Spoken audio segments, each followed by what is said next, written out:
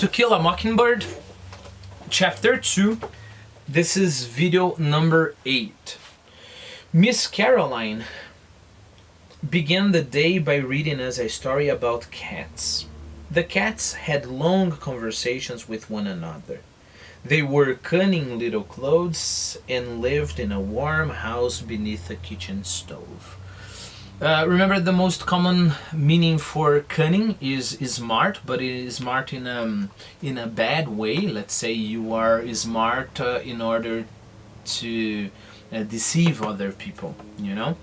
But of course, this is not the meaning we want here, right? We want the meaning. I'm going to read it. It's the third meaning in the dictionary I looked up.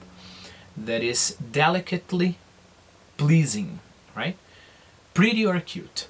For example, we can say something like a cunning pet, all right? But of course, be careful using that word, because the first meaning and the most important meaning is very common, and then if you're not very explicit using cunning, meaning delicate and etc., people of course will understand. If you have a cunning pet, it is a pet that pretends, for example, he is hungry, and I don't know, and then gets you to give it more food. No, it doesn't make any sense, right? Now let's imagine a pet that pretends. When your pet is sick, he knows you give him I don't know, some delicious food, some treats, you know. I'm guessing you have a male pet, all right? And so your pet will pretend he is sick so he can get, you know, those treats. So that would be cunning pet, you know.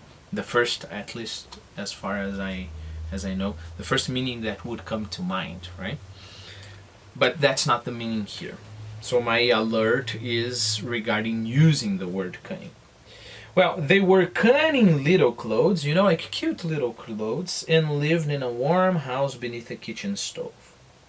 By the time Mrs. Cat called the drugstore for an order of chocolate malted mice, the class was wriggling like a bucket full of catawba worms. Let's go by parts here, right? Malted mice, you have to keep in mind that something very common in the United States is malted milk, right? I have the definition here. It won't help us so much because we're not used to that, right? But it's a soluble powder, just like chocolate powder, you know, like Nescau. But it's made of dried milk, malted barley, and wheat flour. Okay, so we have some grains there and dried milk. So it would be like our milk powder, but with a kind of taste. I've never tried it, but people say it's very common in the United States. And then of course can also be the beverage, right? Something important for you to know is that malted milk is used to produce Ovaltine, right? What is Ovaltine? Ovaltine is that delicious chocolate powder and you know, grain that you can put on your ice cream. You know, in Portuguese we call ovo maltine, right? Ovaltine. So in the production of Ovaltine, they use malted milk, but remember, it's not the same thing, right? I've seen some videos on the internet and it's white. It's like a milk powder with flavor, as far as I know. If you have ever tried malted milk, please comment, you know, down below so we can get to know your experience with that.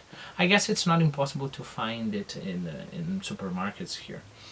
Well, and then the next one, for us to understand this wriggling, catawba, right? Catawba. I guess catawba is a tribe in North America, right? But we're talking about catawba worms.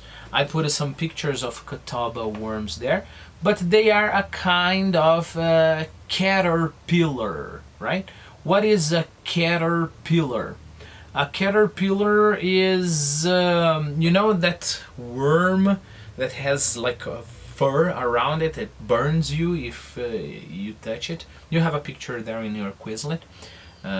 So that's caterpillar. I'm using the word caterpillar here because, as far as I know, caterpillar is much, much, much more common than catawba worms, right? Okay, so imagine a bucket full of catawba worms. And then you imagine that the worms there will be all wriggling, right? Wriggling like what worms, do, you know? That's my first question. Why would the class be compared to a bucket full of catawba worms? Answer? Well, because just as catawba worms, kids, were like moving in their seats, they couldn't stand still, right? And then my next question is, why wouldn't kids be able to stand still? Answer? Well, because you need a certain kind of training when you are a kid in order to sit in front of a person, be quiet there, and listening to a story. I have some experience with that with my kids. I was very frustrated in the beginning with my first kid because he wouldn't stop, he wouldn't stand still, and I wanted to read the story. It was just later on that I discovered that you have to teach kids how to listen to stories. I mean, like the traditional listening, like sitting and paying attention. You have to teach them little by little, right? So they will run a little, they will get the book from your hands, and then you just let them do that, And we can imagine that the kids in this classroom didn't have any experience with the stories, of course, except our narrator, who we know is a genius. We're going to see it right now. She already knows how to write and read pretty well, and it's kind of a natural ability for her. Well, but not the rest of the class.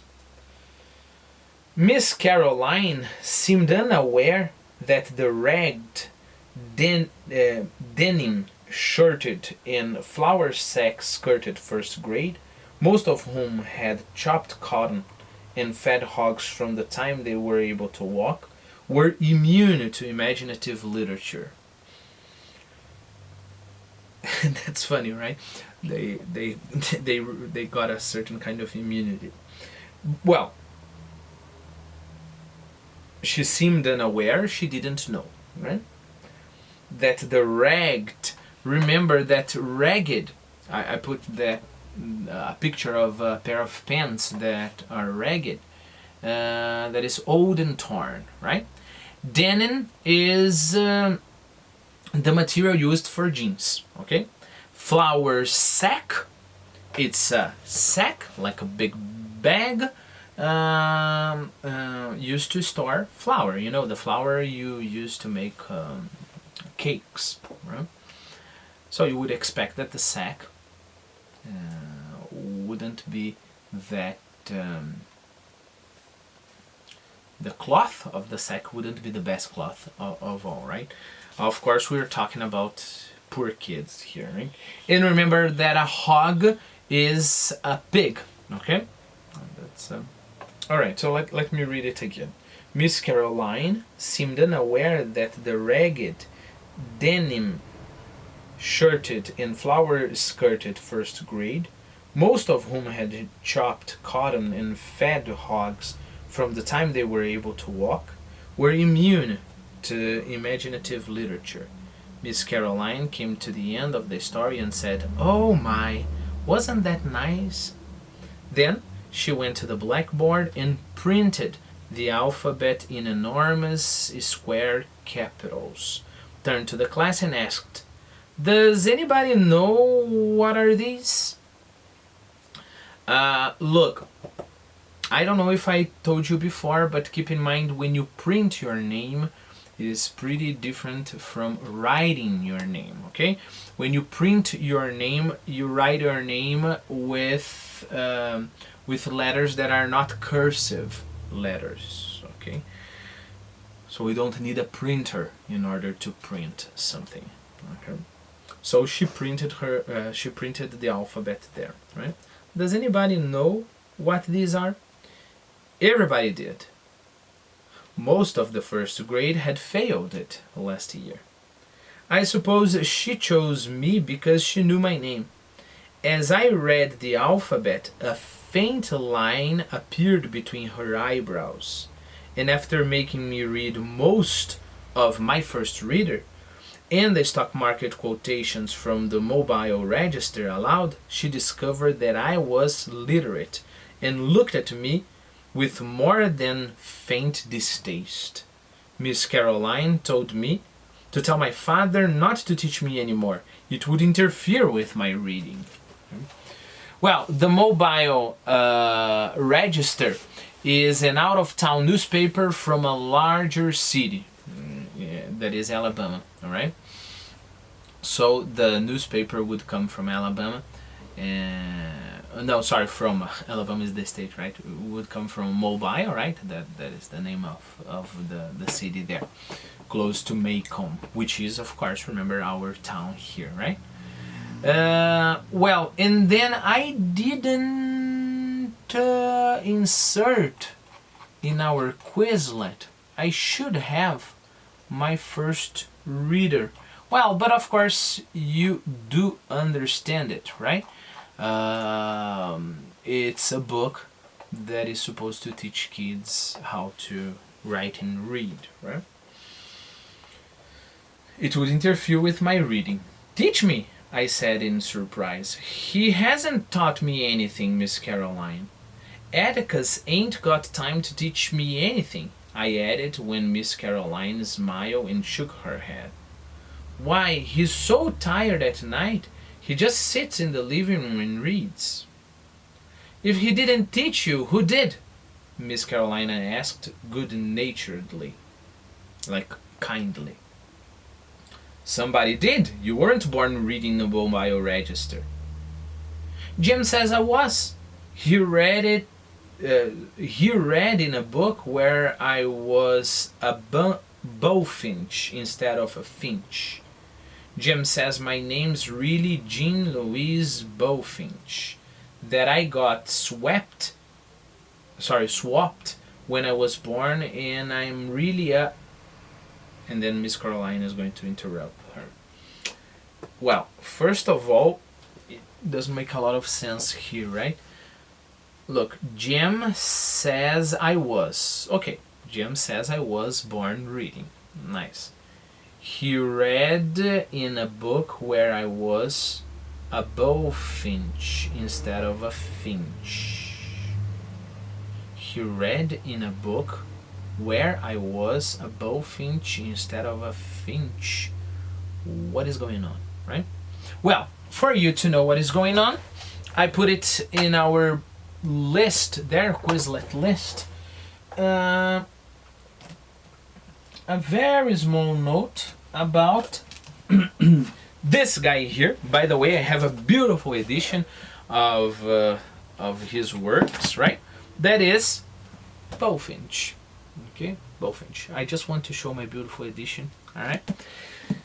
And what is Bullfinch in the United States? He was a guy who wrote many books, but the most important are a series of books regarding mythology, okay? For example, this beautiful edition here has the Age of Fable, the Age of Chivalry, and legends, all right? And then, of course, the Greek and Roman mythology as well, all right? This was hugely popular in the United States, you know. And what Jim was saying, he was playing with the girl's name, right?